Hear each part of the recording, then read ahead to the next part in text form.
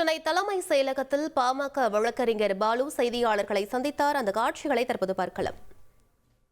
பொதுக்கூட்டங்கள் நடத்துவது தொடர்பாக அனைத்து கட்சி கூட்டங்களை கூட்டி அவருடைய கருத்தை கேட்பதற்காக தமிழக அரசின் சார்பில் இன்று அனைத்து கட்சி கூட்டம் நடத்தப்பட்டது.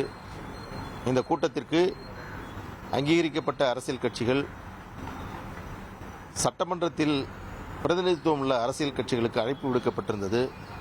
இந்த இன்றைய கூட்டத்திற்கு பாட்டாளி மக்கள் கட்சிக்கு முறையான அழைப்பு அரசிடமிருந்து கொடுக்கப்படவில்லை. எங்களுக்கு அழைப்பு அனுப்பப்படாமலேயே இந்த கூட்டம் இன்று நடத்தப்பட்டிருக்கிறது. அன்புமணி ராமதாஸ் அவர்கள் பாட்டாளி மக்கள் கட்சியினுடைய தலைவராக அங்கீகரித்து அவருடைய பதவிக்காலத்தை தேர்தல் ஆணையம் நீட்டித்து தேர்தல் அலுவலகம் 10 திலக் தெரு, டி நகர், சென்னை 17 என்று அவர்கள் அதற்கான அங்கீகாரத்தை வழங்கிய பிறகும் முறையான எங்களுக்கு அழைப்பு அனுப்பாமல் இந்த கூட்டம் நடத்தது வருத்தமளிக்கிறது.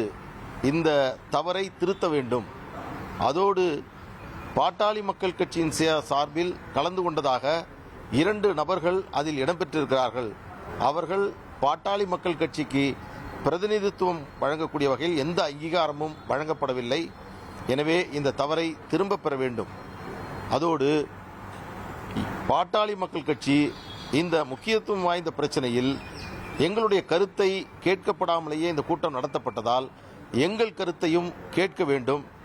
அதோடு இங்கு இருக்கக்கூடிய அதிகாரப்பூர்வமான ஆவணங்களில் உரிய திருத்தத்தை மேற்கொள்ள வேண்டும் என்று தலைமைச் செயலாளர், அரசு பப்ளிக் செக்ரட்டரி மற்றும் சட்டமன்ற செயலாளர்களுக்கு நாங்கள் இன்று கடிதம் கொடுத்திருக்கிறோம். உங்கள் தந்திவன் தொலைக்காட்சியில் வீர ஆஞ்சநேயா தினமும் காலை 8 மணிக்கு காணத் தவறாதீர்கள்.